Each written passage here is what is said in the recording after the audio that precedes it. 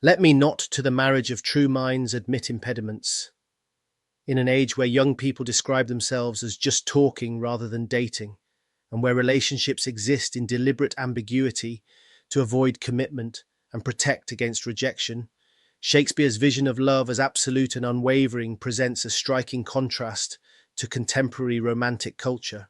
Welcome to this How to Study video from a level ahead on Sonnet 116, where we will explore how Shakespeare uses the English sonnet form to construct a powerful argument about the nature of true love. Here is the question that will guide our exploration. Does Shakespeare present an idealistic vision of love that is impossible to achieve? Or does he capture something essential about love's transcendent power that remains relevant today? When analysing a poem, it is important to be able to have an overview, an understanding of the main ideas within the poem.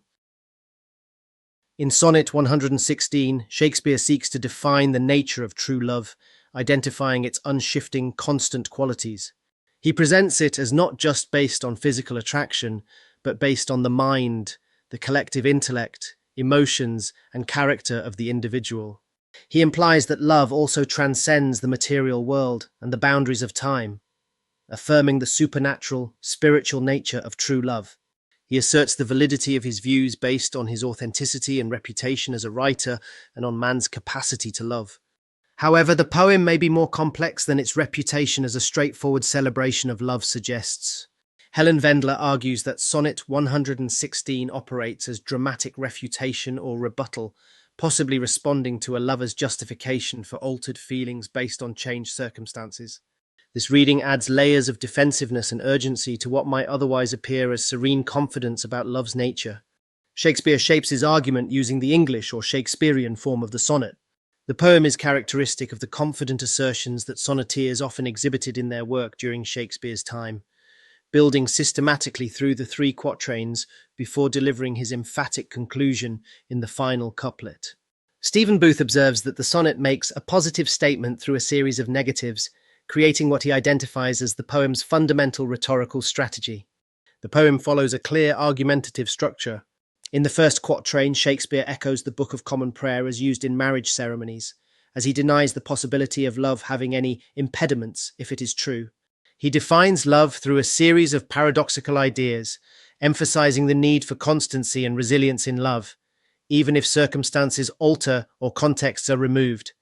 The second quatrain underlines this argument as to the security and constancy of love, using the imagery of a boat or bark, navigating the seas, using love as its fixed point, which helps to overcome any challenges the relationship may face. The third quatrain suggests that true love transcends the material world and is unaffected by the passing of time.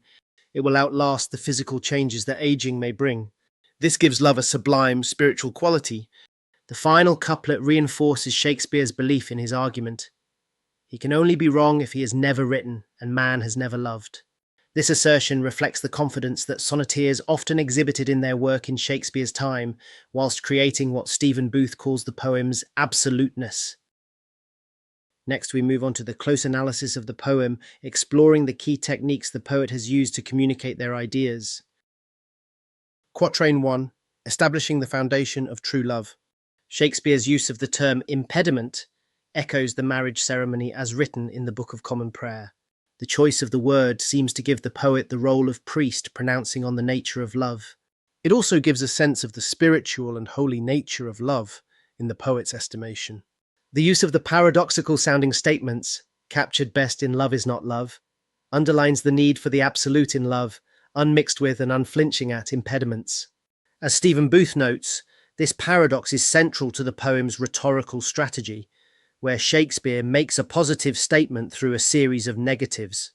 This is highlighted with the emphasis on the vocabulary used to describe the things that may affect this shared love: alteration, removal, bends, and alters.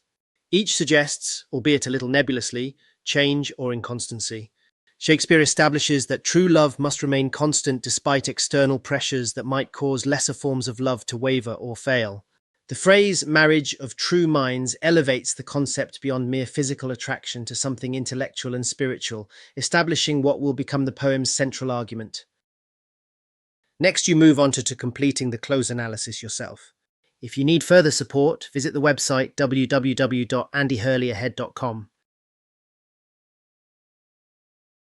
Exploring themes. The following theme emerges from close analysis of the poem.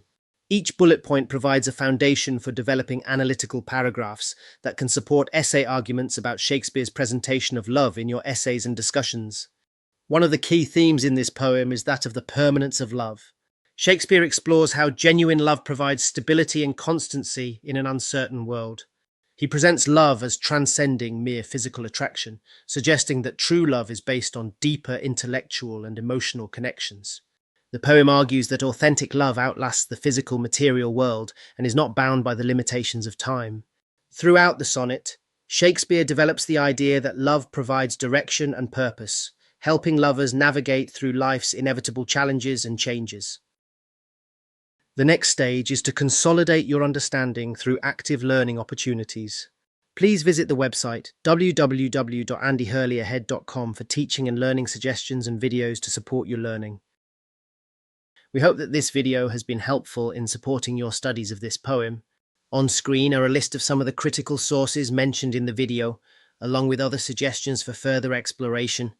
Thank you for listening, and good luck in your studies or your preparation.